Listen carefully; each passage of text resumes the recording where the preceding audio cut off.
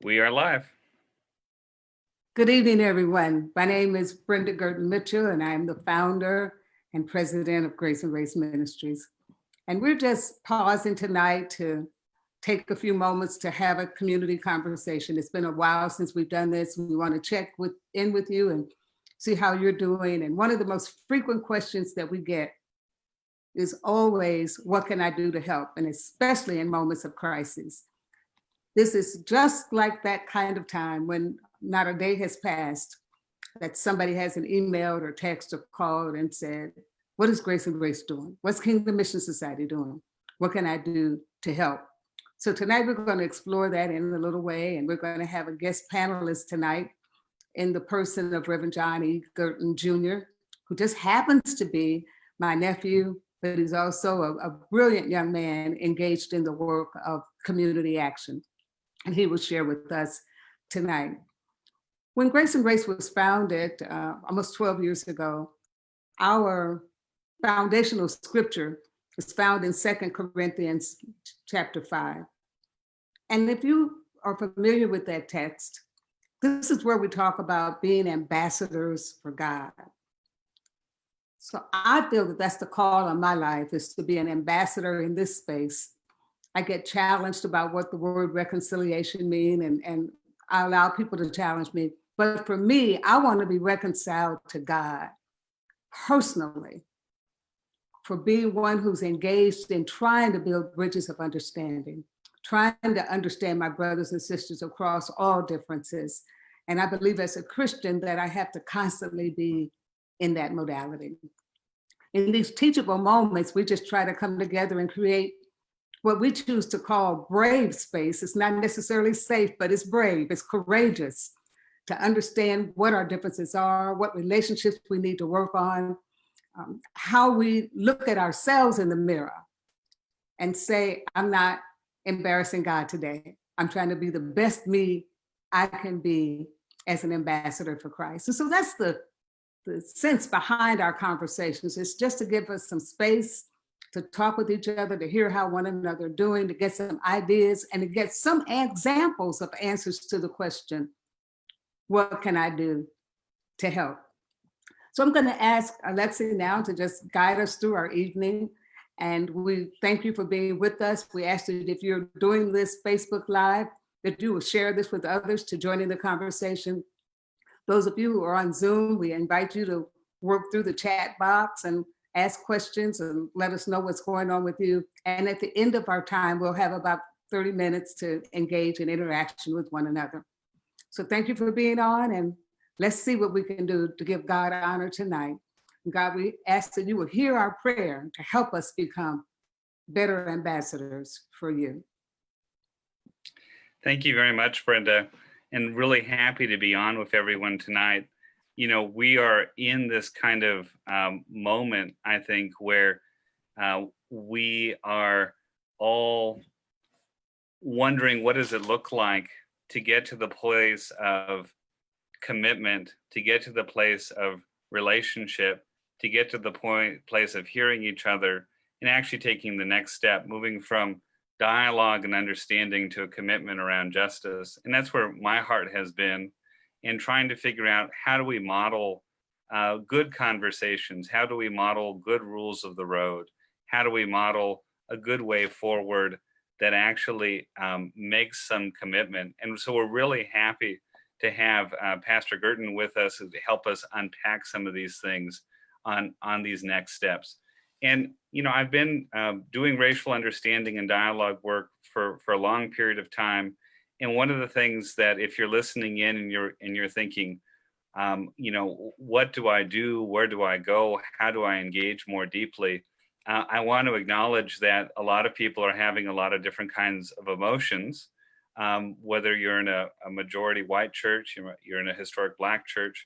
And one thing I'd like to say that I'm not hearing enough, but I want to try to lift up, is if this moment is stirring you for the first time, I think that's really not a bad thing, but being a good steward of your emotions, not putting that burden on persons of color that you might know, especially if the relationship doesn't have a lot of depth. I would just really want to lift that up, that you do the hard work in your own community, do the hard work in learning more deeply about what is happening and why is it happening, because it's always been happening, to be honest. Let's ground truth it a little bit. It's been happening for a long period of time. And if this is a moment of awakening, I think what I like to model is that long-term work that it takes to actually then be in a position of friendship, relationship, justice, and being willing to work with others if you're being pushed outside of your comfort zone is a theme that I want to lift up. And I know that some folks are already there, but I'm not seeing enough of that, I would say, in white church spaces, whether that's a white majority mainline, Pentecostal, evangelical, Roman Catholic. And there's some need to just break out of the bubble, of the comfort zone, I think, and to be a bit brave. And that's what we'd like to model today in terms of some of the discussion. We're doing some rules of the road. We understand one of the things Reverend Brenda and I always do when we do dialogue work is there's not enough spaces often in our communities of faith to talk about racial understanding, to talk about grace and the relationship between the two. So I want to invite you into being into a gracious space. It's good to ask questions, but when we're in a diverse setting, let's not assume that we understand each other right away. So ask a question, but be careful on judgment. We'll try to model being good stewards of our own emotions as well. I think being respectful. You'll have an opportunity on the Facebook Live. And again, if you're just watching, welcome. We're having this conversation across Can You Hear Me Now? In the current moment we're in and trying to model a good dialogical conversation on the next commitment towards action.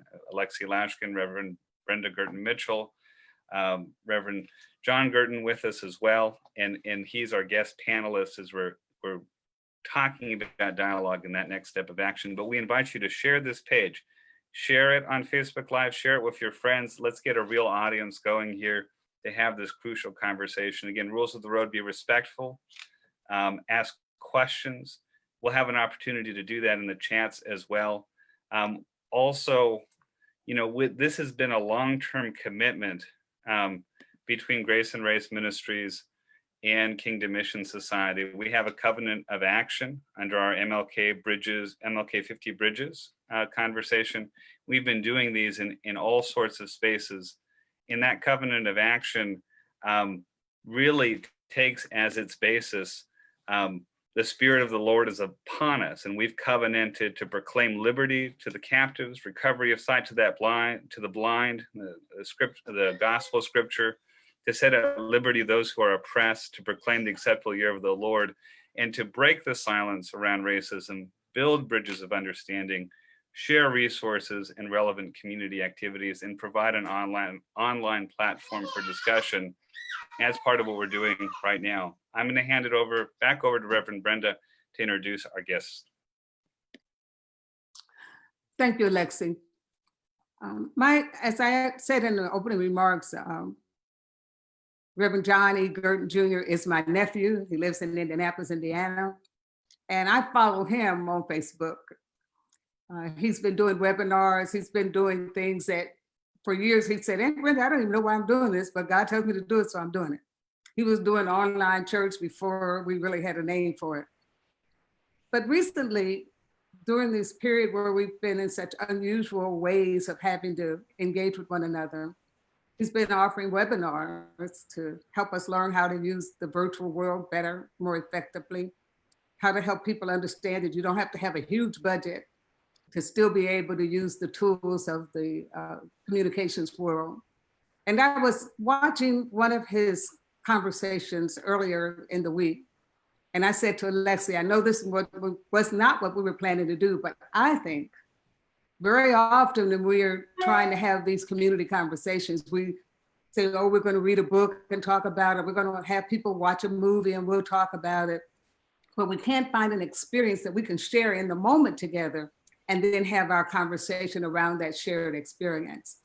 And when I saw this video that John did, Pastor G is his also known as, I called him right away and I said, I want to be able to use this in our community conversation. And then I called him back and I said, I want to be able to use you in our community conversation. And so he was gracious enough to reorganize his schedule tonight to be able to join us. I'm going to invite him now to just tell us a little bit about himself, a little bit about his background, and then we will watch the 6-minute video together, and we will have a conversation with him about the who, what, when, where, how. Why? Because people say, what can I do? And sometimes the best thing you can do is to find your voice, know what your gifts are, and engage from where you are. And in that moment, that's what that message said to me. So Pastor G, thank you for making time to be with us. Thank you for what you're doing in Indianapolis. Thank you for being my nephew. Thank you for being a part of our conversation tonight. So please tell us a little bit about you and why this particular message came across. And then what message you'd like for us to take away from this as we start to view the video together. Welcome. Can you all hear me? Yes, we can. Okay, great. Well, I'm gonna say thank you for being my aunt, right? And thank you all for having me on today. At least asking me to come on and share this. Certainly, one of the things that, as you mentioned and you talked about, the resources and trying to help other churches. And I've spent 30 years doing media work, and I know Reverend Brenda remembers me way back in the 80s carrying cameras around. So that's not new to her. But I think over that 30-year period of time, what I had gotten into is producing for other people and not sharing my own thoughts. And so the unique thing about what I would do is that I would allow other people to share what was really going on with them. I would produce it and that'd be fine and we'd move on. Well, we got to a season where God began to pour into my spirit a lot of things. And I looked around and I said, oh my God, I have all these resources. I have all these tools that I've been using for other people. And it seemed like an appropriate time for us to begin to share what was in my spirit. And that's what we've desired to do, especially in the season that we're in right now, where people are hunkered down at home. They're using technology more. Many people are streaming more. They're becoming more comfortable with Zoom as we're using right now. They're becoming more comfortable with the technology. And so because of that, this medium that you're about to see has provided more opportunity to make an impact because of the season that we're in. More specifically, the video, one of the things that prompted the video, I walked around with this in my spirit for probably 2 weeks, to be honest. I had watched the video lecture of Sean Rochester, who authored the book, The Black Tax.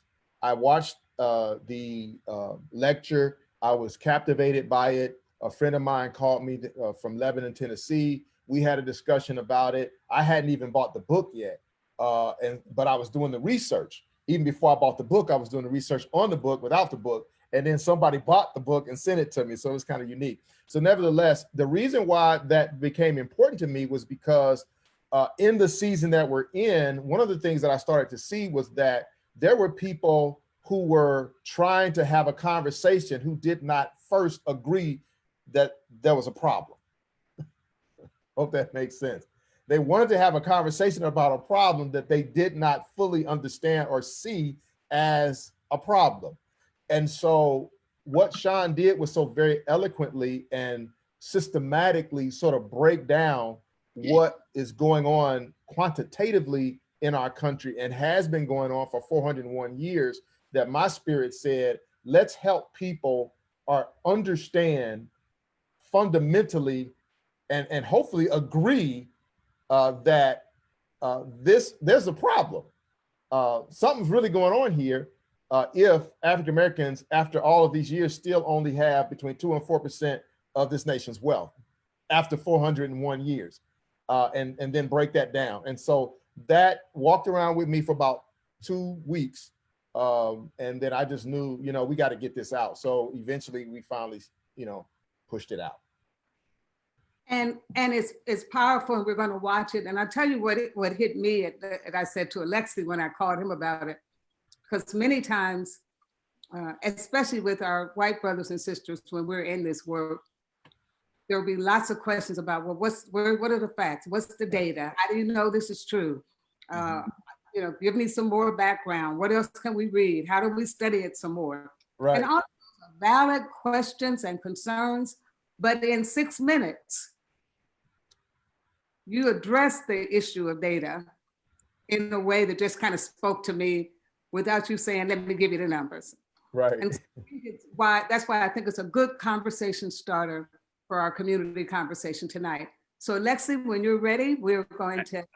I am ready. And I'll just say briefly too, that I loved it. For me, it really, you'll see it in a moment, it really told the story in a way that needs to be told, with the data, with the facts, with the details. And that's where we need to start. So I'm all for it. So here we go. Video is such a powerful medium.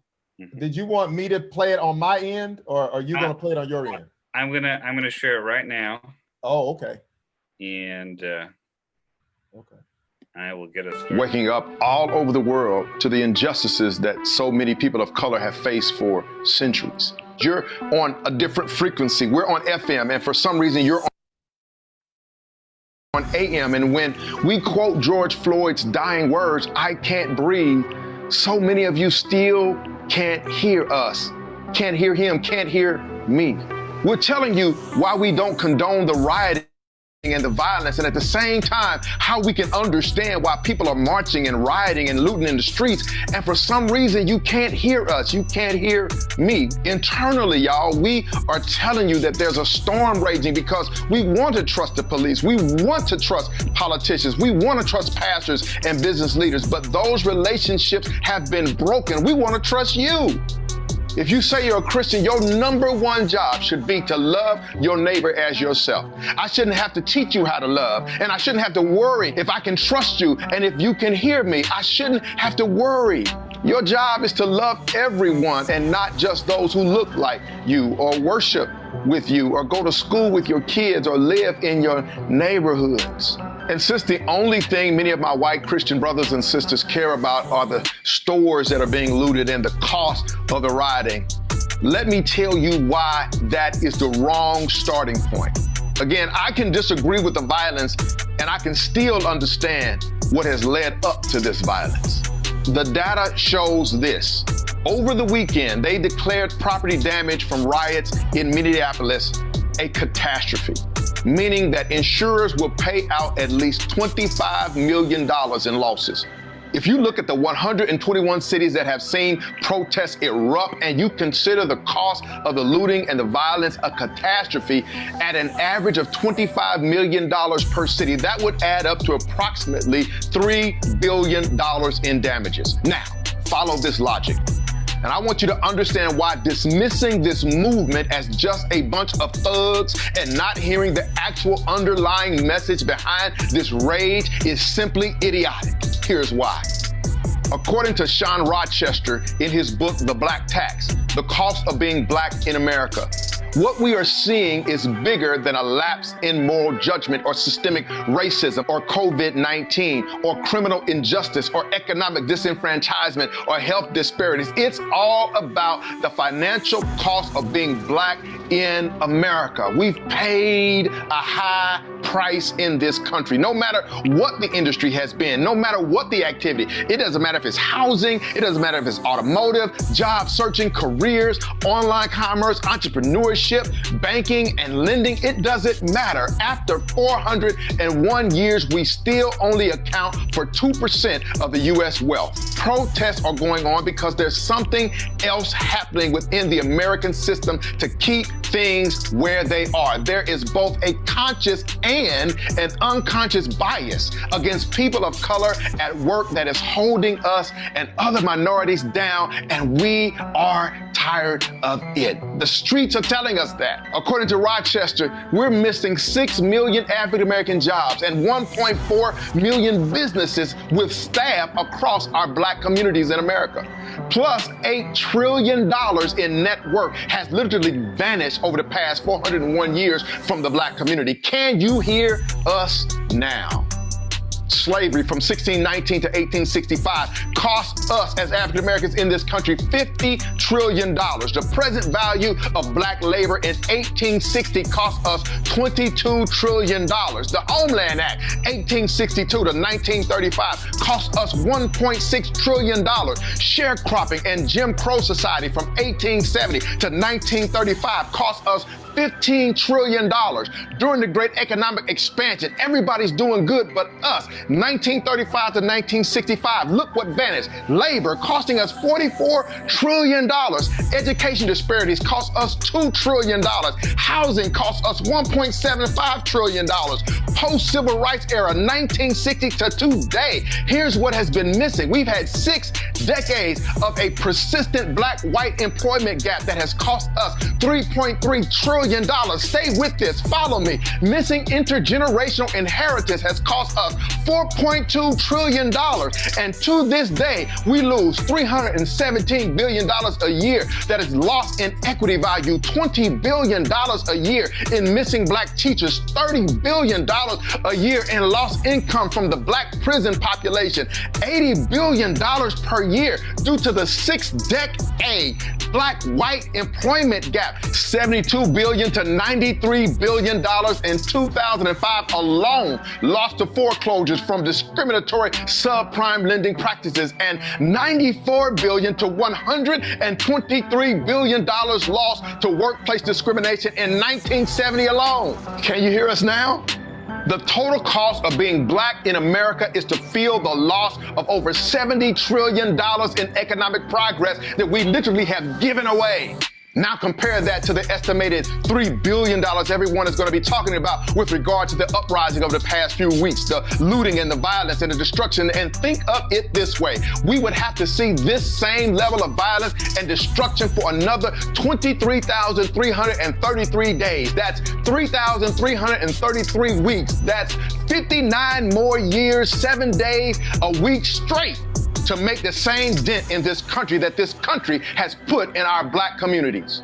There should be no wonder why people are frustrated, angry, tired, mad, shouting, screaming, marching, and yes, even rioting and looting. And now you know. It's not just about the looting that's happening. It's about the looting that's been happening for over 401 years. The question that we should be asking is, can you hear us now? It's Pastor G, and I'm just saying.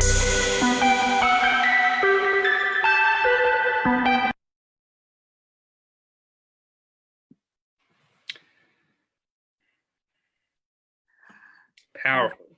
Powerful. I'm watching it and I still say wow at the end. And so we invite our participants to come back on the screen. Those of you who are with us by Zoom, those of you who are with us by Facebook or Facebook Live, we'll be able to chat together and raise questions. And Alexei is going to lead us as moderator for our conversation with Pastor G. Thank you for sharing your heart with us in that video. And we now look forward to sharing your words with us as Alexei leads us in this discussion. Absolutely. Thank you, Brenda, and thank you, Pastor G. I mean, really powerful. If folks are on Facebook Live, you can comment if you have a question. If you're on Zoom with us, feel free to unmute or unmask your screens. Just introduce yourself and go ahead and ask the question. While people are thinking, I may lead us off just with an intro one. My question, Pastor Girton, is: have you seen what gives you hope, I would say, when you look at faith-based communities engaging in justice? Is there a portion that you've seen or the work you've done in Indianapolis where you're like, okay, there's a moment here that they get the depth here. Like your video really described the depth of what's occurring and has occurred without direct engagement. And so what gives you some hope is my question.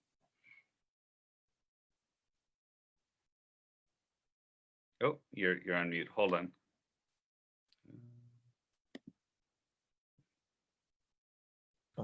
All right. Can you hear me now? Yes. No pun intended. I would say that what gives me hope right now is those who are reaching out to me unprompted, unscripted. They're just reaching out and they're saying to me, hey, how you doing? Can we talk? And even though I had a couple of conversations today with friends of mine, one was a pastor, a white clergy here in Indianapolis, another a very successful businessman, and in this community. And so we had two conversations, and just the fact that they're open to a conversation, we didn't solve all the problems in the world. That is not the issue, and I don't think that should be perceived as the goal of these conversations. I just think it's beyond time for us to have difficult conversations, and those conversations don't have to be led by a white man. Those conversations don't have to be summed up by a white man. We can be okay with an African American having some ideas about what we need to do next. And so I think those are challenging for my majority community, because many of them clearly are not used to that, and some of them are not comfortable with that. But I think that we're in a space right now where people are finally coming to a space where they're like, you know what, I just don't know. I really don't know. I thought I knew, but I found out that I just don't know. And so I lend the floor to someone else to help us come to a space where we can agree that we really did not understand. And I even got a message from a former supervisor from Compassion International that just blew me away out of the blue, and those are the things that give me hope that, wow, I think we're finally, I hate that somebody had to die on television in slow motion to me, but if that's what it takes, then that's what we have to do. Yeah, that resonates with me quite a bit, especially the kind of being used to having someone else lead. I think that's really a crucial thing that I pick up from that. Folks on the Zoom, feel free, if you want to ask a question, you can do it in the chat box as well if you don't want to come online with it. But the floor is open for question and dialogue. And I think we'd also like to hear if there are things that you're doing as an individual in your personal space. You can do it in the chat box as well if you don't want to. If you're doing things in your personal space that you'd like to share, or you have questions about how to build team or whatever. So please feel free. Okay, I see someone that may have a question. So if she has a question, I can take her question and then I'll fill in the blanks. Yeah, I'm Ann McCracken. I don't so much have it's a question and an observation. I know what has changed me as a white person who's grew up in a pretty much white world. It's personal experiences and personal interactions. I've been in education for 30 years, but for the last 10 of it, I've become a special education teacher. And that was, over these 10 years, it's a firsthand introduction into some of the systematic racism. I teach, because I have multiple endorsements, I get to teach this small self-contained classes. I can count the number of white students on one hand. There's clearly something going on, and it's not good when so many, particularly males, minority males, end up in these small self-contained special education classes. And so it was kind of personal experience that opened my eye. And other whites that I've talked to, it's personal interactions, a personal story or a personal connection with somebody who's African-American and learning from them, or in my case, it was through work. And that really opened my eyes and pushed me to do the reading that we're seeing the reading list of now. And because of the systematic racism, our housing communities are segregated for the most part still, which it's like apartheid. How can we get to know each other when we're kept apart? How can we facilitate these conversations? I guess, especially in our churches, which are also, you know, the most segregated hour in America. Right. But that's what we really, I see that as being a key part of it. Yeah, the statistics, especially now that I've got a connection with the issue. And when I had a connection reading the history, it was like a punch gut in my stomach. And this is your history. My ancestors have been here a long time. So it was my personal history, but it was because I had a personal connection to the students in my class that it really felt like like someone had punched me in the stomach. I really felt it, but I felt it not because of the numbers, but because I had personal connections with real students. Right. And I was like, I was crying for them as well as our society. That's a long way to get to a question.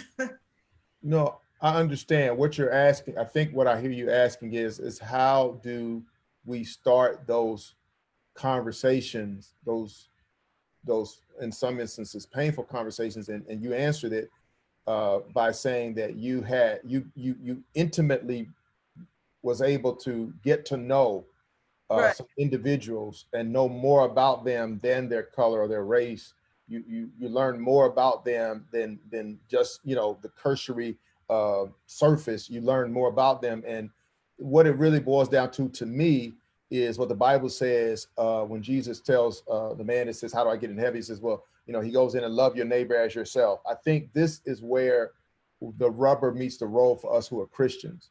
At the point where we can not look at someone as a neighbor, you know, if you like when I saw George Floyd, I saw an uncle or a cousin.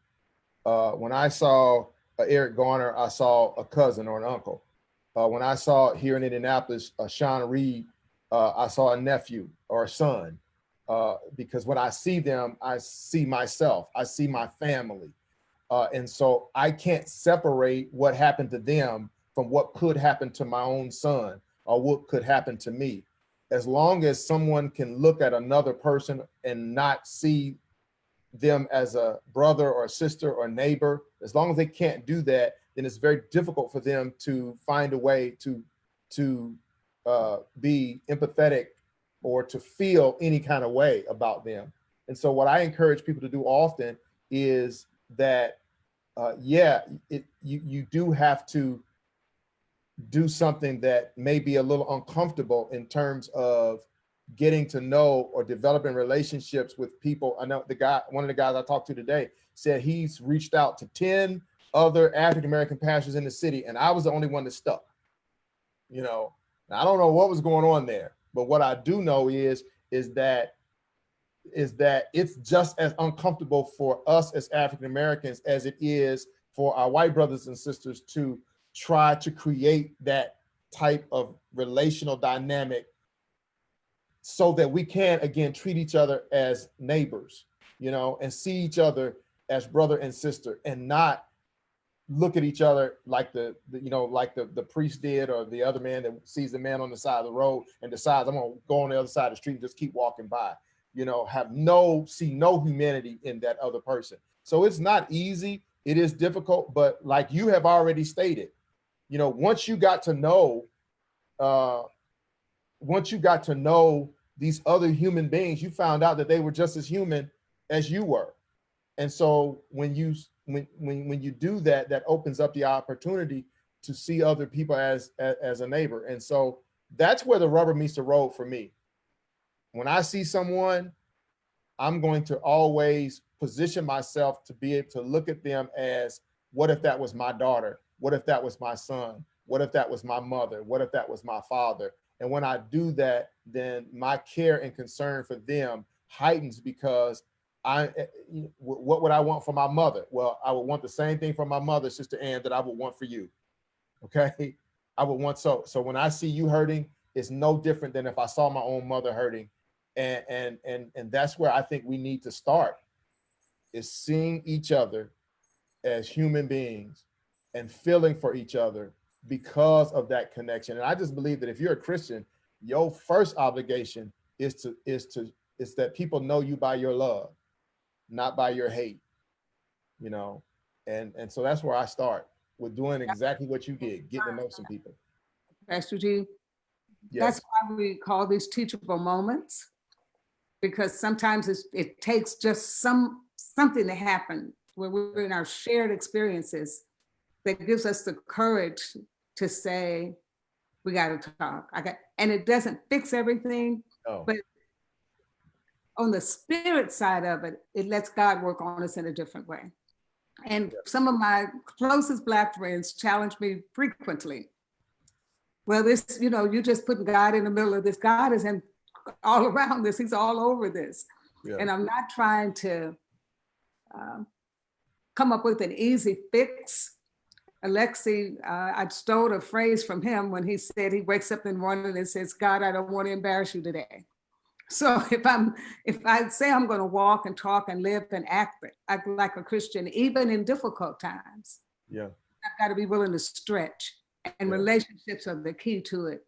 And the long-term nature of what it's like to build the trusting relationships that help us then influence the people who are in our circle of influence, to act, to think, to walk, to talk differently. It's not about fixing the whole world. It's about starting with our hearts and doing what we hear God calling us to do. And that's where grace becomes so important in this work. Grace and race for me go together, because I, in my own flesh, some of the things even that I've experienced personally, I could, not necessarily turn the other cheek or not necessarily forget and forgive. But as a believer, I'm called to do that. And so being able to talk with folks who are not going to beat you up, being able to make mistakes together, being able to grow in these moments of crisis, it causes us to focus on it. But this is work we try to do all the time. And so most of the work that Alexei and I do together is kind of behind the scenes, down like seeds under the ground.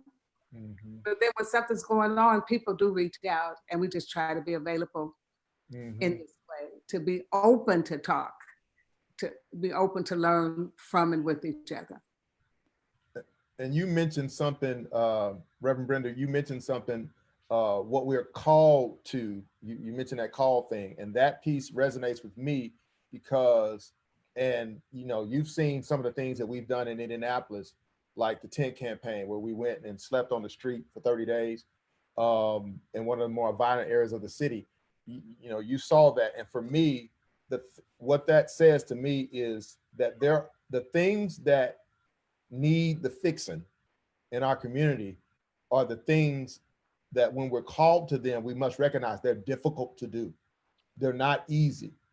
They're uncomfortable things, and so I think it's important for us to recognize that when we do feel the call of God on our life to deal with something or to address something, that we must prepare ourselves, that God will equip us with what we need to do what needs to be done, because this is going to be some uncomfortable, spaces that we're going to be in, and there's some uncomfortable conversations going to be had. And so if we're not willing to do that, then we're really in our flesh, and we're not allowing God to give us what we need in that moment, from words to patience to whatever, you name it. We're not allowing him to give us what we need to exist in that space, to deal with what needs to be dealt with, so that everyone is better on the other side, so those, all I'm saying is that when we're called, it's often difficult. Yeah. Just to add a little bit here, before we go to the next question, what I see with folks engaging in the racial understanding and action and justice work in the majority churches or in white churches is there's a real fear that comes up for some reason. And I think it's a fear about change. And the thing is, when you love someone, you are going to change.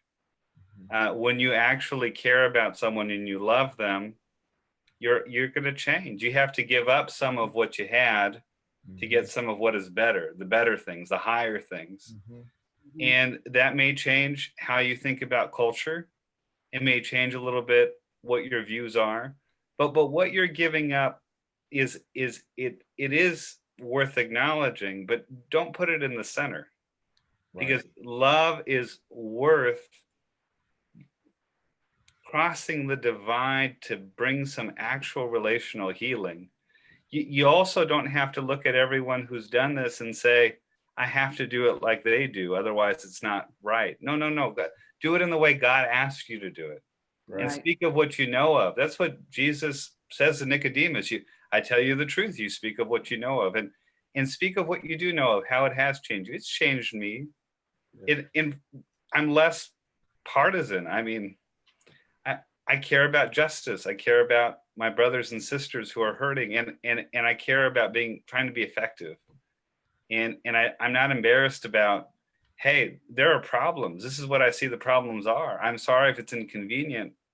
I don't really care if it's inconvenient. It's a problem. We got to talk about it. So yeah. One of the things that I mentioned in the beginning, that we get a lot of the question, what can I do? How can I help? No matter what's going on, we get that. But you can imagine in these last few weeks that we've gotten that question a lot. And the problem is so big. It is. But even as a little kid, my grandmother would say to me, when it's a big problem, how do you eat an elephant? And for years, I didn't understand what that meant. But she'd say one bite at a time. So just start somewhere. Start from where you are. And as I was having this conversation with people in my church family, we were challenged to come up with ways that we can encourage our church family to stay engaged. The pressure is greater because our whole environmental situation is different. The need to feel like we're a part of something and we're still connected. And so one of the things that we've done, and we were actually publishing it tomorrow morning, as a part of, we do a Friday morning newsletter. So tomorrow morning they will receive, in 8 minutes and 46 seconds, what's one thing you could do for social justice? You can finish the sentence. 8 minutes and 46 seconds. What's one thing you can do to share the good news with a neighbor? 8 minutes and 46 seconds. What's one thing that you can do to be a part of this larger narrative for peace and justice? 8 minutes and 46 seconds. And so naturally our list starts with prayer, and we list a whole lot of folks that we could be praying for. We talk about making sure you complete the census. It takes less than 5 minutes to complete the census. And why is that important? We talk about talking to somebody else that you know. We talk about studying a little more scripture. We talk about going on to some of the websites and signing on to policy, and understanding that prayer and protest and policy is not either or, they all go together. Right. And so it sounds like a little thing when you look at the big picture, but we feel that we can help people see themselves as part of this larger story, that all of our little pieces become much to help bring about the change that has to come from the bottom up if the world is ever going to really feel the impact. So I invite you to think of your own things that you could do in 8 minutes and 46 seconds, symbolic of the amount of time that the knee was on the neck of George Floyd that led to his death. But what good can come out of it if we think of things that we do for good in 8 minutes and 46 seconds in each of our own lives. It's not trying to make that a light statement. It is saying that that was a long time for him to suffer. So in the brief time that we look at it in terms of the natural clock, what can we do that's on the side of help and healing? That's good. That's good. Powerful, very powerful. If there's someone who has an additional question, we've covered a lot of pieces, but if you're on the Zoom or if you're in the chat, please feel free to add it. and I'll give folks some time. I want to address briefly that taking action on justice, that is central to the Christian faith. And I know some folks come from traditions where that's a real challenge a little bit.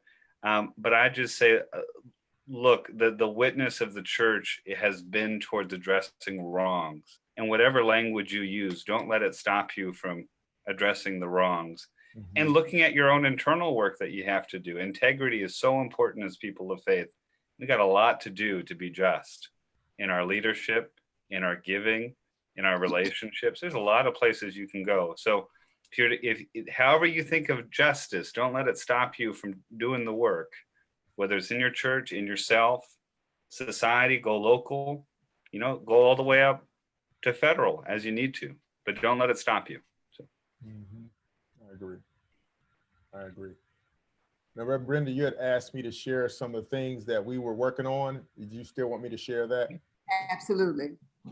Okay. Obviously, right now, well, the organization that we founded from the 10 campaign is called UniteForChange.org. It is a 501c3 nonprofit organization, and here in Indianapolis, historically, what we've done is we have held what's called an Urban Servant Leadership Unconference. We started that in 2016. We've had 5 of them. And this year, of course, we're going to have a virtual Urban Servant Leadership Unconference on August the 15th. When we actually started talking about going virtual and what the content was going to include, we were really just dealing with COVID, and it was called, it had something to do with the new normal, kind of how do we manage the new normal as urban servant leaders in communities where people are socially isolated and all that kind of stuff. Well, then the George Floyd thing hit, and so now there's sort of a hunger to deal with how urban servant leaders respond to injustice. How do we build a capacity to go from agitation, say, to legislation? How we empower our urban servant leaders to, do the things that are necessary to really realize positive change in their communities. So now we are sort of shifting, not the whole focus, because COVID is obviously a major issue within minority communities that urban servant leaders have to deal with. And let me say this, I do say urban servant leaders, and I mean servant leaders who serve in urban communities, because there is an added layer of stress on servant leaders in communities when you serve people that look like you, because we carry that same burden where we see everyone as brother and sister. And oftentimes you're getting spat upon by the very people that you are helping. And while that may not seem as though that's a distant issue in our communities, we're so very connected that you can get burned out real quick as an urban servant leader because you're trying to help, and the people that you go to church with, the people that you worship with, the people that you hang out with, the people that you drive past, the people that you go to the family reunion with are the very ones that are actually spitting on you at the same time that you're trying to help. So that's why we have a concern for our urban servant leaders, because typically they're not only in underserved communities, they're underserved, they're under-resourced, they're under pressure, they're underfunded, they're under, there's another word, they're underappreciated. So it's not just under-resourced, they're under a lot in those communities. And so we felt that it was important that we not only educate them, but empower them, give them opportunities to network with others and find out that they're not alone in the work that they're doing, that they build the capacity to become grant ready if necessary, that they network with other organizations and entities that could support them. And so that's what we do with the Urban Servant Leadership Unconference. Again, it'll be happening August the 15th. It will be virtual. So obviously that means we're expanding it to being just a local thing with a couple hundred people. There's a potential that we could have over 1,000 people now partaking in that. And we are going to bring in voices from other parts of the country to understand what other people are doing in Memphis, in Detroit, in DC, Chicago, Nashville, and other places, to hear what they're doing in this vein of injustice, so that someone else might be able to hear something and go, wow, let me try that where I am. So those are just, a couple things that we're doing here locally to try to make sure that we're making progress and not just creating agendas and making demands. We also have to figure out how we're going to actually walk those things out. And that's what Unite for Change does.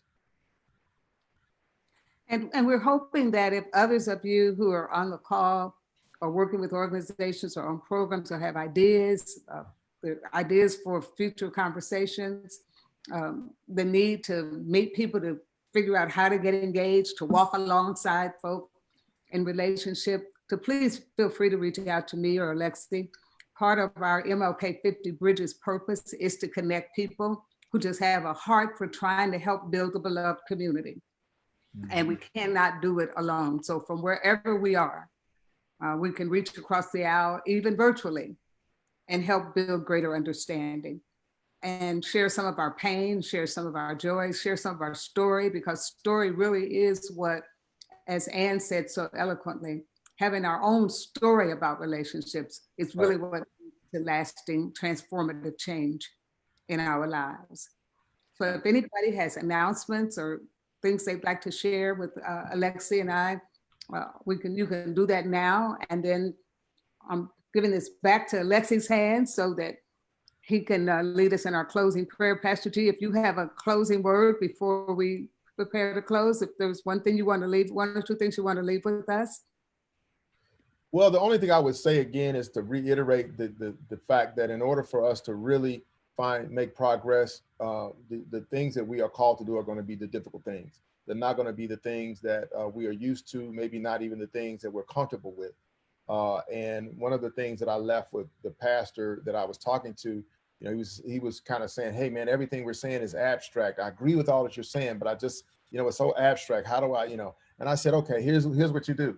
I said, what you do is you take your entire congregation and you, on one Sunday, instead of going to your church, you go to a church like here in Indianapolis, we have Jeffrey Johnson Eastern Star. They'll probably see about 1,500 people on a Sunday, even with social isolation.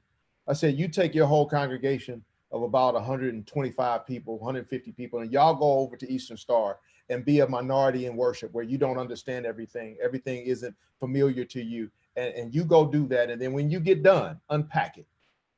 Share with each other what that felt like. Share with each other, how that impacted you to be in a space where you were a minority for once, where you weren't the leader, where you weren't in charge, where you weren't, responsible for something. Just go and be there and unpack it.